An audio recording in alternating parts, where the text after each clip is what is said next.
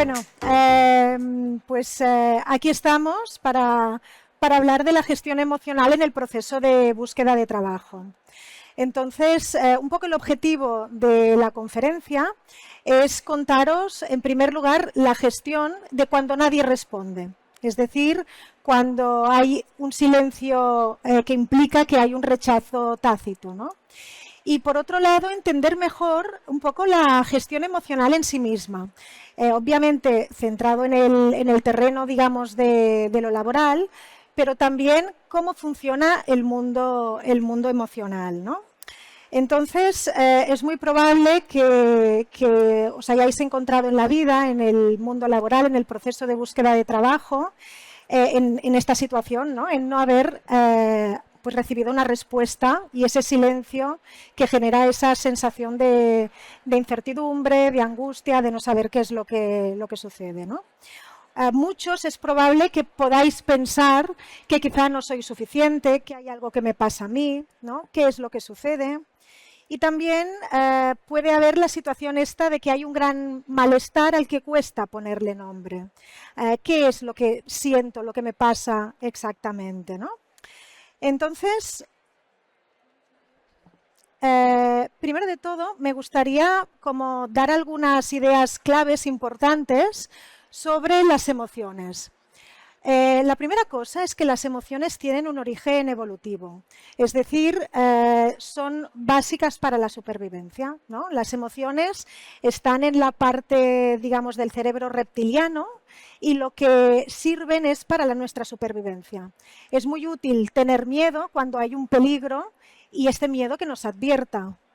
Entonces, esta función es muy importante porque hay veces que hay como la necesidad o la voluntad de que las emociones no interfieran en nuestra vida, pero las emociones tienen esta función de protegernos, de preservarnos, de cuidarnos, ¿no?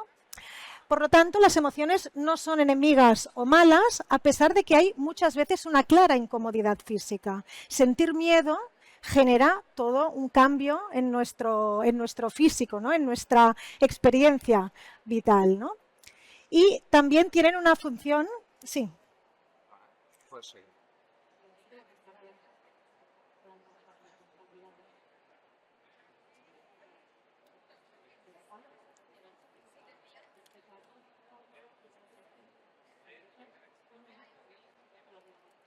Vale, ¿ahora? Bueno, problemas técnicos. Esto pone nervioso, genera una emoción, ya os lo digo. Bueno, entonces, esta emoción, digamos, tiene una función adaptativa, es esto que decíamos, ¿no? Para protegernos, cuidarnos, etcétera. Y contiene también, cuando se comprende la emoción, tiene esta función valiosa. Es decir, las emociones, si las sabemos reconvertir en una información clave, nos ayudan a comprendernos mucho mejor, ¿no? Bueno, hay una autora que es Leslie Greenberg que habla de 3 tipos de emociones y yo creo que es interesante porque no todas las emociones funcionan igual. Hay estas emociones, ahora os las explicaré con más detalle, pero hay como estos 3 grupos de emociones, las primarias adaptativas sanas, claramente sanas, las primarias desadaptativas y las secundarias. Os cuento un poco más. Las emociones primarias y adaptativas son estas emociones que tienen relación directa con algo que está sucediendo, con algo que está pasando, con el contexto, ¿no? Y aparecen en una situación como muy presente. Surgen espontáneamente, están conectadas con la realidad y cuando se entienden y se expresan, ayuda mucho. Es decir, si uno va por la calle y un coche se le tira encima, sentir miedo es utilísimo y el miedo hace reaccionar instintivamente y poder dar un salto, ¿no? Moverse, protegerse, cuidarse, ¿no? Entonces es algo que sucede y tiene esta función sana claramente de protección, ¿no? Las emociones tienen un antecedente. La tristeza está vinculada siempre a una pérdida. El miedo ante un peligro y el enfado ante un daño o injusticia, ¿no? Entonces, por ejemplo, en la búsqueda de empleo, Cuando uno recibe silencios, rechazos, cuando ve que no hay manera de encontrar trabajo y que se encuentra con esta situación, es muy probable sentir tristeza, porque lo que informa esto es que hay unas expectativas, unos deseos, algo que uno esperaba obtener y que de alguna manera no obtiene, y hay como una sensación de pérdida de eso que deseaba, ¿no? Entonces, la necesidad que está asociada es la de consuelo, la de apoyo, recuperación emocional, etcétera, ¿no? El miedo es súper necesario antes de una entrevista de trabajo, porque ir enormemente relajado, no controlar lo que se dice, no estar concentrado, esto puede perjudicar, ¿no? O sea, cuando hay esta información de que hay miedo es porque hay algo que es importante, relevante, que allí hay algo que es valioso, que puede haber el peligro de no hacerlo bien, ¿no?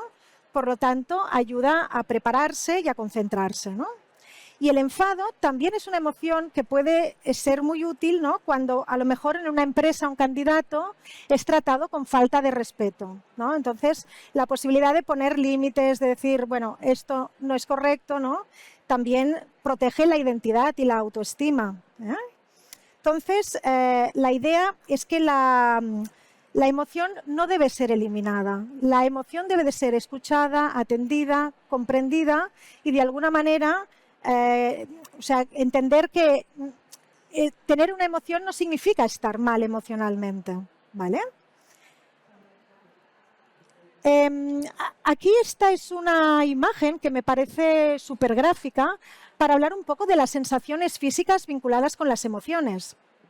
Es decir, este es un estudio que se hizo en el que se medía la temperatura del cuerpo ante distintas emociones, ¿no?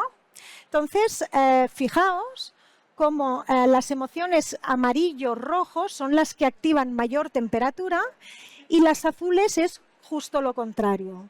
Si nos fijamos en la primera, que es la rabia activa un sistema de defensa, que son los puños. Cuando uno se siente dañado, cuando uno se siente que puede ser agredido, automáticamente el sistema, digamos, interno se prepara para la defensa. Activa los puños, el corazón y la cara, esa cara de enfadado, que puede dar mucho miedo también, que también puede ser muy protectora y muy defensiva. Fijaos también en emociones como positivas, ¿no? Que podría ser la felicidad, el amor, el orgullo. Aquí la felicidad es súper expansiva, llena completamente la persona, está completamente colorida, es la única que tiene esta, es como una emoción expansiva. Y también hay esa cara tan característica de felicidad, de estar contento, de alegría. Y las partes, digamos, del corazón que se hinchan, muy compartidas con el orgullo. Cuando uno se siente orgulloso, siente que el pecho se le hincha, ¿no? Que respira mejor, como esta cosa también que se ve mucho en la cara. Y el amor, que es un poco lo mismo, pero que se activa otra parte, ¿no? La parte más genital, que también pues, está implicada en el tema del amor, ¿no? Luego hay las emociones como el miedo, la ansiedad, el disgusto, que si os fijáis y veis elementos en común, fijaos que en todas ellas se activa la parte estomacal. Es decir, el miedo muchas veces se somatiza hacia el estómago, dolores de tripa, ¿no? Esto, por ejemplo, cuando hay un niño pequeño, ¿no? Que no quiere hacer, qué sé yo, piscina, ¿no? Porque tiene miedo, porque ha pasado algo. A lo mejor no es capaz de expresar la emoción, pero sí que dice los lunes cuando tiene piscina que le duele la barriga. Y le duele la barriga de verdad. Es decir, es una cosa que sucede físicamente porque se somatiza, ¿no? O sea, esto también puede tener relación con somatizaciones corporales, ¿no? Y luego la tristeza y la depresión. Si nos fijamos en ellas, son emociones que predomina completamente el azul. Pero a diferencia de la depresión, que está como vacía por dentro, la tristeza tiene algo, un antecedente. La tristeza hay algo, una pérdida que genera esta emoción y activa la zona de los ojos, porque se llora muchas veces cuando uno está triste, un nudo en la garganta y este pecho también completamente activado, ¿no? Esta sensación, digamos, en la tristeza. Y la vergüenza. La vergüenza, ¿qué hace la vergüenza? Pone la cara roja, ¿no? Cuando uno más se quiere ocultar, más los mofletes son como dos luceros, ¿no? Por ahí ven que sí, que se pone la cara como un tomate cuando más uno quiere disimular esa sensación de estar expuesto ante la mirada de los demás, ¿no? Bueno, entonces vamos a ir al segundo tipo de emociones, que son emociones primarias desadaptativas. Es decir, estas emociones, el tema es que provienen de heridas previas.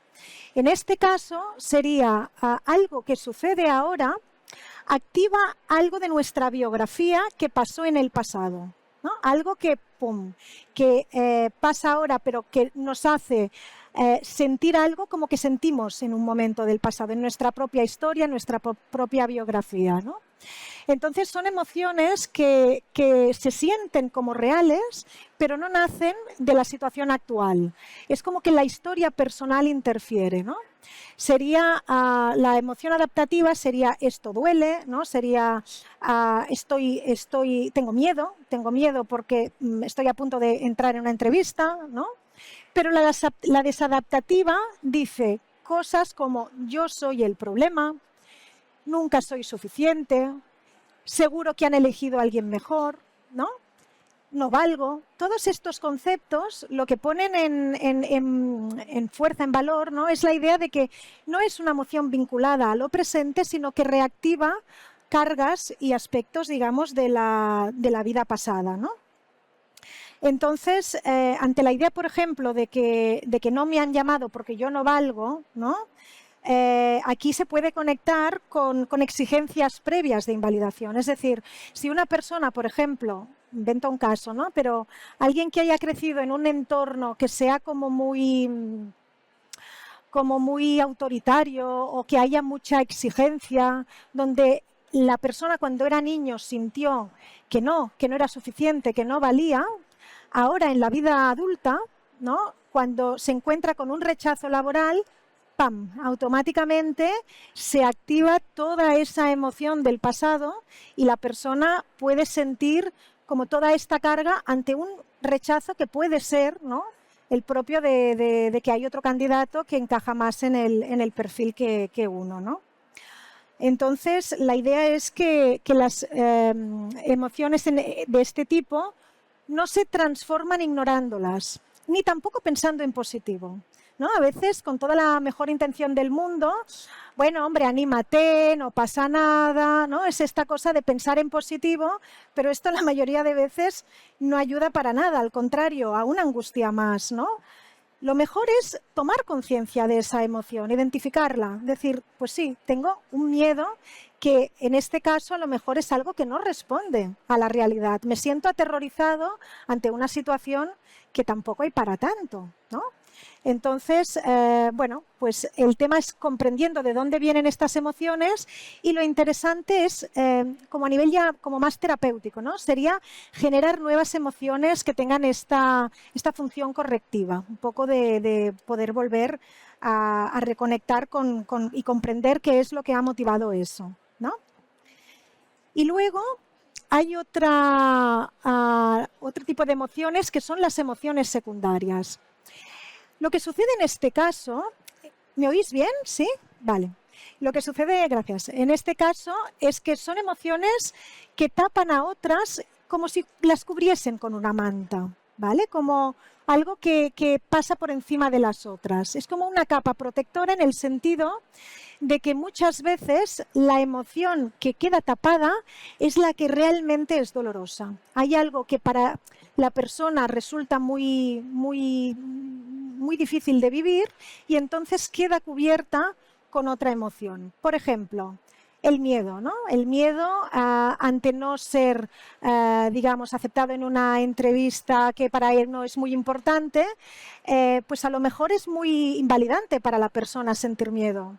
De esta manera, el hecho de sentir irritabilidad, ¿no?, que llegue ese día a casa y le pregunten qué tal, cómo ha ido la entrevista y que la persona conteste, ¿no?, con un improperio, ¿no? La pobre mamá que está en casa, ¿qué tal? ¿Cómo te ha ido la entrevista? ¡Guau! Entonces el otro salta como todo irritado, ¿no? Bueno, porque la irritabilidad a lo mejor puede tapar, puede permitir un poco cubrir ese miedo, que eso sí que es algo que se vive de una manera mucho más invalidante, ¿no? O también el perfeccionismo. El perfeccionismo también es una capa muchas veces muy usada para tapar las emociones, ¿no? Es decir, hacer las cosas súper bien, ¿no? Sentir que lo estás haciendo lo mejor que puedes para que esa angustia no emerja, ¿no? Como controlar la situación, ¿no? Un poco sería esa la idea. Entonces, un poco la idea de lo que se ha transmitido ahora es que las emociones sanas, ¿no? Son las que tienen que ver con lo que está sucediendo en el contexto, en el momento presente. Y hay una serie de emociones que no siempre responden a lo que creemos sentir. Y esto es relevante, es importante, porque nos ayuda, cuando podemos afinar un poco, nos ayuda mucho más a comprender nuestro mapa emocional, ¿no? Bueno, ahora os voy a contar lo mismo de otra manera. Es utilizando una metáfora que creo que es muy, muy útil, muy interesante, que es las cañerías de las emociones. Digamos que esto de aquí, como podéis ver, son unas cañerías por donde fluiría pues el fluir vital, las cosas, las experiencias que nos suceden en la vida, ¿no? Y todas estas cañerías, fijaos que tienen distintos grifos. Grifos que se pueden abrir y cerrar, que cortan el paso del agua, que permiten que el agua circule. Ante una experiencia vital concreta que genera una emoción fuerte, digamos que vendría como un boom, una gran cantidad de agua, ¿no? Que entraría. Entonces, si nos vamos al nivel afectivo, luego os cuento los otros dos. Si nos vamos al nivel afectivo, las emociones se pueden vivir como emociones, como hemos visto en el dibujito de los colores, ¿no? de la temperatura de las emociones, se pueden vivir como sensaciones cómodas o incómodas. Hemos visto algunas, ¿no? Como la alegría, el amor, el orgullo, que esas claramente son cómodas, ¿no? La alegría, digamos, es la emoción que tiene una sensación y estímulo previo, que es la satisfacción. Esto se ve clarísimamente, por ejemplo, en un partido infantil, ¿no? Un partido de fútbol de niños. Y me gusta utilizar el de niños porque no es mediado como el del deporte profesional, que ahí hay muchas más cosas en juego, ¿no? Pero con los niños, cuando están jugando en el patio del colegio y están concentrados, la idea es ganar el partido. Cuando uno marca el gol, hay una enorme satisfacción y una sensación de alegría que se manifiesta, la respuesta instintiva es con una explosión. ¿Qué hacen los niños? ¡Guau! ¿No? Levantan los brazos, corren, lo celebran. Y esta respuesta instintiva se vuelve en respuesta socializada cuando lo van a compartir. Cuando van corriendo unos a los otros y lo celebran y se abrazan, ¿no? Y la idea es, qué bueno que eres que has marcado el gol y qué buenos que somos que estamos ganando el partido, ¿no? Están la mar de contentos. Y esto lo que lleva es a esta maduración, a esta comprensión del mundo emocional, de la aceptación del valor propio y del valor de los demás, ¿no? Luego hay otra serie de emociones que son emociones incómodas, desagradables. Y aquí hay una tríada. Hay muchísimas emociones. El mundo emocional es muy complejo, ¿no? Como todos sabemos. Pero aquí hay las tres más básicas, ¿no? Si vamos a la emoción del miedo, como ya hemos dicho, el miedo está, digamos, el estímulo que lo precede es un peligro. Y la respuesta instintiva, aquí pone huida, pero son más. Es decir, la respuesta instintiva ante el miedo, si se puede, se huye. Esto es la primera de las respuestas, ¿no? Pero fijaos que hay más respuestas. También hay la parálisis. Esto, si nos retrotraemos, claro, nosotros como seres humanos Homo sapiens, hace 300.000 años que somos Homo sapiens.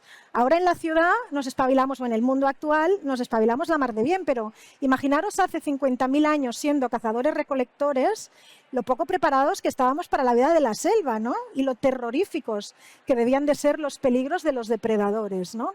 Entonces, estar cazando o recolectando tranquilamente y de golpe darse cuenta que hay un pedazo de depredador, un lobo, ¿no? Ahí al lado. Primera opción, si se puede, se huye. Si da tiempo y te puedes esconder, huyes. Pero si no, una función también muy propia de la emoción del miedo es la parálisis. Y la parálisis es como quedarse congelado, es como fundirse con el miedo, la parte de atrás, con el fondo. Porque de esta manera es como intentar pasar desapercibido. O a veces también es una parálisis como hacerse el muerto, ¿no? Que esto también puede ayudar a preservar la vida ante una situación de peligro. O otra opción, aparte de la huida y la parálisis, podría ser la del contraataque. Hay un ataque, pues yo me defiendo, intento como luchar, ¿no? Entonces, fijaos que aquí hay como unas emociones, como una cañería añadida. Claro, hay muchas situaciones en las que no podemos responder instintivamente. Es decir, en una entrevista de trabajo nos coge un ataque de miedo a 5 minutos de entrar a la entrevista y uno se va, huye, ¿no? Bueno, esto no acaba de ser muy práctico, ¿no? Para los intereses de la persona, ¿no? Entonces, el tema puede ser buscar la respuesta socializada. En este caso podría ser el tranquilizarse. En otros casos, ante situaciones de peligro, puede ser el pedir protección, ¿no? Protección, tanto como una protección más, depende del caso, ¿no? Como más institucional o protección o ayuda entre las personas cercanas, ¿no? Y lo que lleva el miedo es a la aceptación de los propios límites. Y esto también es la parte valiosa, importante. Entonces, aquí hay veces que hay momentos que esta cañería, la función, la manera sana de vivirlo, es poder cerrar esta respuesta instintiva y dar pie a la respuesta socializada y emocional adulta, ¿no? Y vamos ahora a las otras dos. La rabia, lo que la antecede es el daño o la injusticia. Cuando alguien recibe un trato injusto, es sano, es normal sentir rabia. La rabia te protege, la rabia hace que actúes. Cuando sucede algo que es profundamente injusto, es esa rabia la que da la energía suficiente como para protestar, para quejar, para actuar de una manera que te cuida y te protege, ¿no? La respuesta instintiva es la agresión, pero no estaremos agrediendo tampoco, ¿no? Ni físicamente ni verbalmente a las personas, ¿no? Entonces se cierra este grifo y una cosa que se puede hacer es pedir cambio de conducta y también esto nos lleva a la aceptación de los propios límites y los ajenos, ¿no? A poder poner límites hacia los otros. Y finalmente la tristeza, que está antecedida por la pérdida y lleva al aislamiento. Es muy importante en el tema de la tristeza hacer buenos duelos. Es decir, hay personas que sienten muy amenazante el proceso, digamos, de la tristeza, del aislamiento, ¿no? Sienten como que no se pueden permitir estar tristes. Y lo que hacen es intentar, pensamiento positivo, vivir como una falsa alegría, ¿no? Y lo importante es pedir consuelo y poder hacer el proceso propio de un duelo, de una tristeza, de la aceptación, de transitar los malos momentos. Porque nadie se muere por estar triste, aunque a veces da la sensación, ¿no? Con esos momentos de punzada de dolor, de sufrimiento. Y aquí hay una serie de grifos que tienen relación con lo que decíamos de las emociones secundarias. Es decir, hay personas que, y de las emociones primarias, digamos, en las desadaptativas, ¿no? Personas que, por ejemplo, de niños no se pudieron permitir sentir rabia. Es decir, si se enfadaban, los castigaban, ¿no? O si se enfadaban era algo que no era aceptado o permitido. Entonces, si se cierra este grifo, ¿qué sucede por las cañerías? ¿Qué pasa con esa agua? Puede pasar eso o que el agua también busca otras vías, ¿no? El agua, si no va por aquí, empieza a acumularse y se va hacia otros lados. Hay personas, por ejemplo, que si la rabia, o sea, cada uno tiene su canalización. Cada uno va encontrando, o a través de su propia vivencia, de sus experiencias, puede encontrar la vía por la que se va la propia experiencia vital, ¿no? Pero fijaos que aquí hay el nivel cognitivo y el nivel corporal y comportamental, porque de lo que estamos hablando es del mundo emocional, pero el mundo emocional está conectado con lo que pensamos y está conectado con el cuerpo. Es en el cuerpo donde sentimos las emociones, ¿no? Entonces, hay personas, como un caso que conozco, que de niño no se le permitió, no pudo sentir rabia, estaba prohibida, era algo como muy inaceptable en la familia, y entonces lo que sucedía es que actuaba a nivel comportamental. Cuando esa persona padeció de adulta unas circunstancias de mucha injusticia, lo que pasaba es que hacía lo de, ¿cómo es eso? Un comportamiento de alimentación, los atracones. O sea, cada vez que tenía mucha rabia, iba a la nevera y arrasaba con todo, ¿no? Entonces, eso es un elemento comportamental relacionado con una emoción que no puede ser expresada. También lo que hemos explicado antes de ese niño que tiene dolor de barriga cuando tiene miedo. Lo que sucede es que no puede expresar el miedo y sale a nivel corporal, somatiza. Es el cuerpo el que expresa la emoción. Esta sería otra manera también de entenderlo. Y, por ejemplo, también, ¿no? Otra de las situaciones sería un duelo mal elaborado. Cuando hay una tristeza muy grande, un duelo mal elaborado, un caso que conozco, lo que pasó, digamos, lo que vimos en terapia es que él se manifestó con ataques de pánico. Una persona que vino con ataques de pánico recurrentes, llevaba como en un mes, había ido como 4 o 5 veces al hospital por ataques de pánico, y cuando vimos un poco su historial y lo que había sucedido, era una persona que había sufrido, digamos, una tristeza muy profunda y un duelo mal elaborado. Entonces tenía relación con eso. Entonces es interesante poder comprender cómo las emociones pueden ser relacionadas con lo que sucede en el presente o con cosas que han pasado en el pasado o con emociones como de alguna manera parásitas que manifiestan cosas que no tendrían que ser manifestadas. También se puede dar en el nivel cognitivo, con un pensamiento, como una metralleta, ¿no?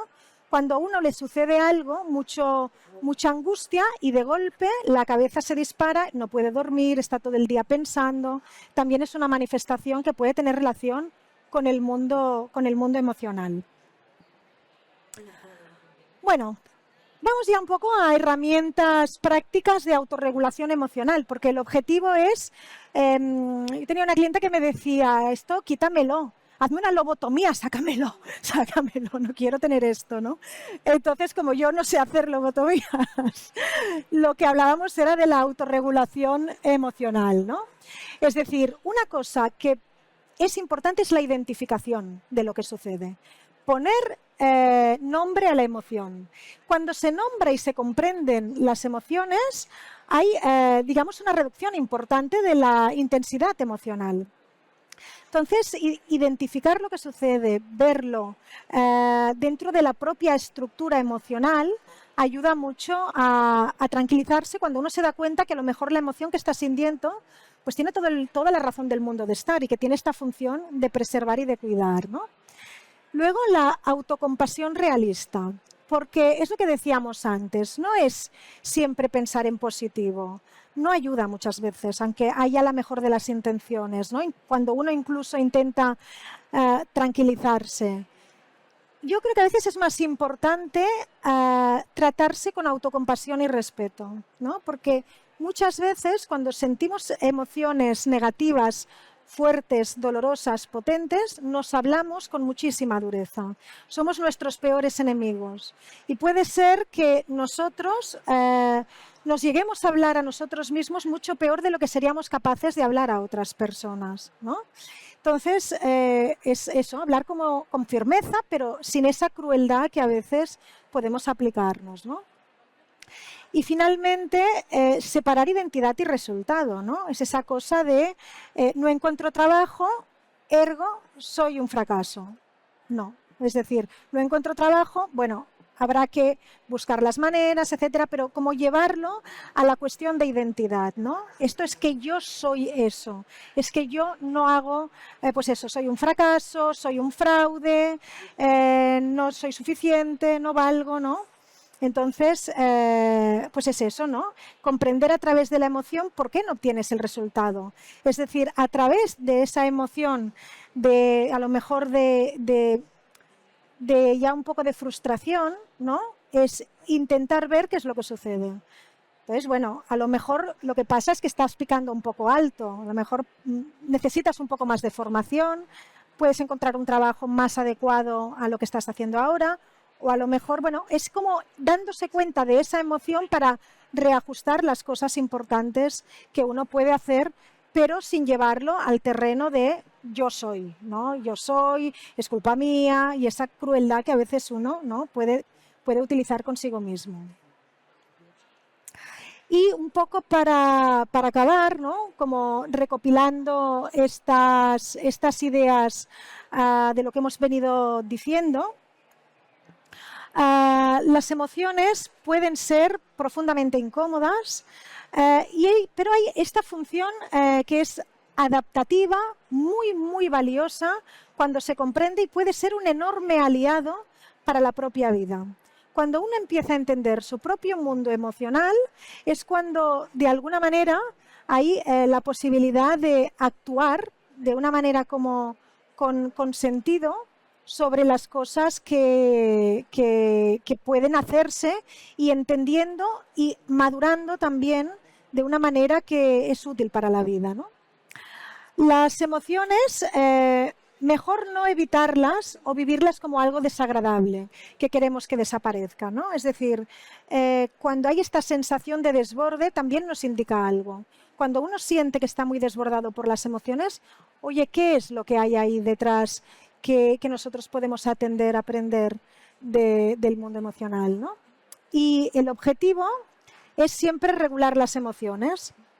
Permitir, en primer lugar, reconocerlas, que es lo que veníamos diciendo, pero luego también aceptarlas como algo natural y sano.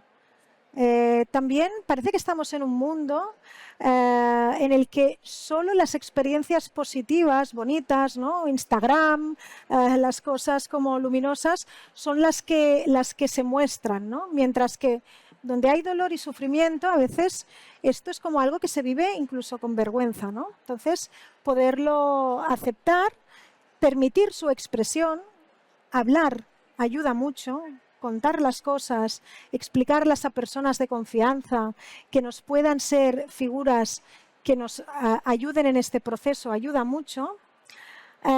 Y buscar, sobre todo, también resolver esa situación, ¿no? Activar como la parte más lógica, racional e intentar ver qué es lo que se puede hacer, ¿no? Porque muchas veces uno está como empecinado con su idea inicial y bueno, luego estas cosas se modifican, cambian y tienen pues una función que permite resolver lo que se quiere solucionar. Y bueno, aquí he acabado ya mi parte. Si tenéis alguna pregunta, alguna duda, alguna cuestión que queréis comentar, pues encantada de escucharos y resolver las dudas. Sí.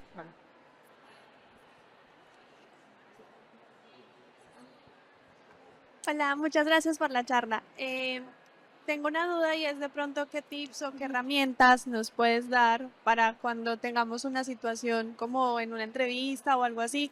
Perdón, es que no te ¿No me oigo bien. escuchas bien? ¿Ahora sí? Sí, por favor. ¿Qué tips o qué herramientas nos puedes dar para cuando tenemos una entrevista, como que de pronto la emoción no nos gane, sino que podamos tener como esa regulación o esa autorregulación emocional en ese momento, que es como muy clave. Muchas Sí. gracias.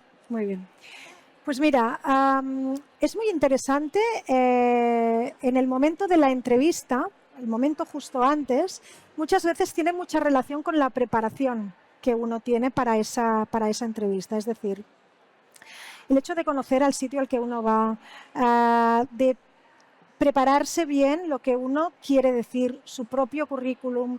El tema es, en primer lugar, hacer como pequeñas técnicas de relajación, que son sencillas, y también poder poner en valor todos esos elementos, o sea, como de hablarte bien, de ir o sea, no dejar que la parte crítica interna, que es la que se apodera muchas veces de uno, como que te haga venirte para abajo, ¿no? Porque en el fondo, si tú vas a esa entrevista, crees que hay posibilidades, tú vas a defender tu candidatura, de alguna manera, a decir por qué eres válido, ¿no? Y a escuchar también lo que te proponen. Entonces es un trabajo también como de conocer también las propias emociones y darte cuenta de que eso, o sea, la función es ayudar, ¿no? Ayudarte con la mirada compasiva hacia uno mismo, y las técnicas pueden ser en función del nerviosismo que cada uno manifiesta, ¿no? Hay personas como que el nerviosismo se activa a lo mejor pues poniéndose rojo, y están tan preocupados por ponerse rojos que se activa mucho el nerviosismo. Entonces, a lo mejor es decir, sé que los 5 primeros minutos voy a estar roja como un tomate. Bueno, no, en el fondo no pasa nada por eso, ¿no? Entonces es como poder ajustar también el autoconocimiento y darse cuenta de las manifestaciones que cada uno tiene en relación con su propia emoción, ¿no? No sé si por ahí... Vale. Gracias.